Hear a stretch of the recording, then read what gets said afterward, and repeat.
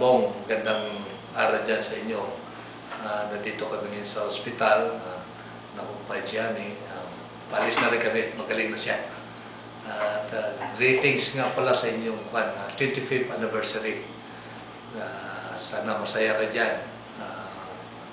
Kami dito naman, okay lang. Nagkita na kami ni Clement.